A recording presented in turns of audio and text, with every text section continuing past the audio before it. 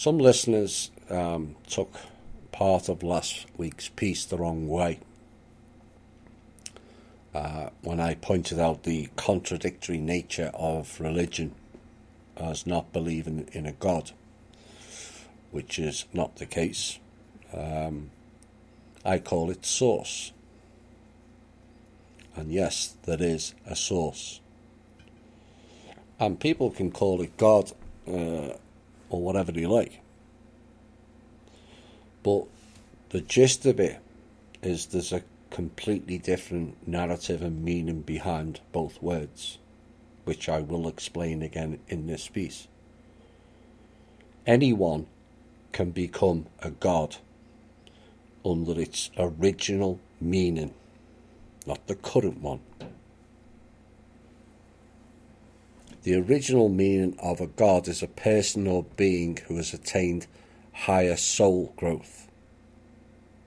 So if a person achieves the seventh earth, and earth isn't the name of our planet, earth just means an inhabited planet.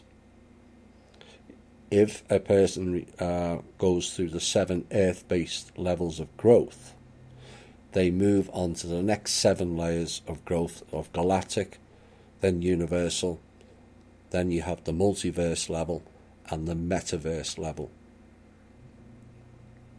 Now I don't know at which exact level a person or being attains the level of a god. It may be the earth-based level.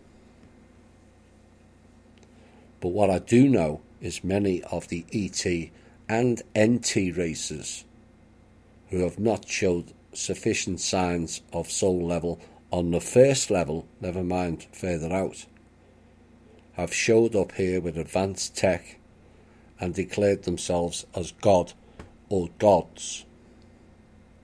That is fact. So there's a distinct difference between source and God. One is the creator of everything. One is a person or being being created by source and has gone on to achieve higher soul development. Big difference. Now what I refuse to believe in is books. None of them. It has levels of contradictory violence, fear, incest, death, divide and conquer, and the Lord coming down to change the languages so humans can't communicate together. Yes, that's correct. See Generation ISIS for that, or better known as Genesis. And the message contained within them all that should make any rational thinking person question their validity. None of it makes any sense in a real God, higher developed soul growth, or source. None. So people can criticize me all you like on my opinion and knowledge over religion. But I would ask, on your next trip to your psychologist or doctor, please tell him or her you've just spoken to a snake. You just watched a bush go on fire and talk to you. You parted the Mississippi whilst walking across it, and that marrying and sleeping with your sister and mother is okay. Oh, and by the way, you threw your only children out of the house because they ate an apple.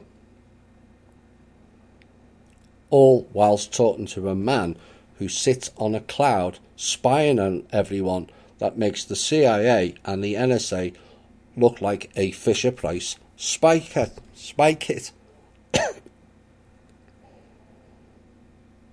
Oh, and by the way, all people not Jewish are shit under the shoe.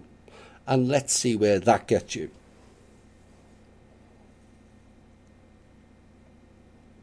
You'll get rushed down to the mental facility.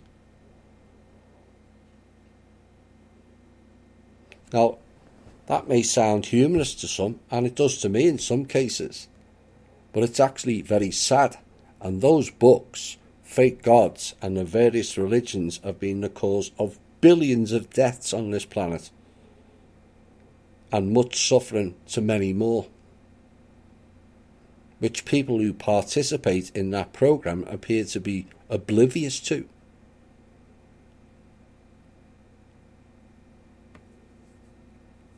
It was God's word. Not really.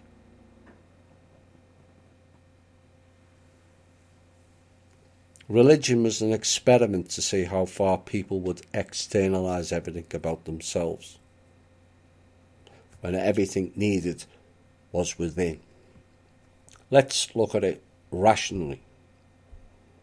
Neither God, Jesus, Allah, Kali Ma, Baphomet, the devil, the Lord, etc., not one of them wrote a book. None. Every single book was written by the control system and their minions, none of which, if you take away your blind faith, and it's called that for a reason, makes any sense whatsoever. And these are the questions people must ask themselves. I know it's all encompassing and it's an easy path to look for everything outside of yourself, but external is devolution. But your answers, truth, love, evolution and source all lie within. That is the real God or source intended.